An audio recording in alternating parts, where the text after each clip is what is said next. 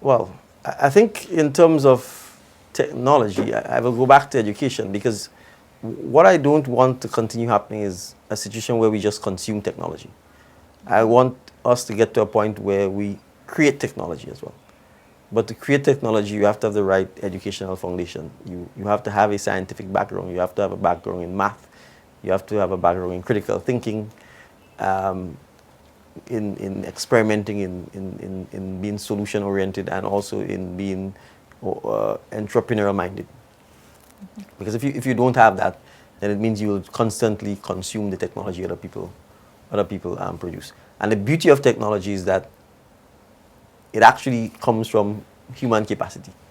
It is human beings who develop technology. It is human beings who develop solutions.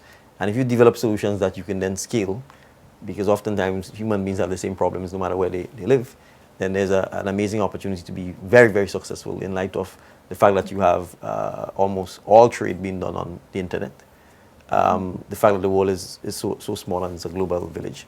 So I think the exciting challenge for us is how do we reposition our education system to create entrepreneurs, to create critical thinkers, to create scientists, to create people who love math, to create people who want to become persons who create technology rather than just consume technology. So I want someone who, when they look at Japanese anime, say to themselves, why can't I do that? And what do I need to be able to do that? And how can I create the Grenada version of anime or something like that, as opposed to just simply sitting and watching the TV and consuming it all the time with no curiosity as to how it's done. That means at a very early age, the education system has to expose our students to that kind of thinking, that type of cooperation, that type of learning.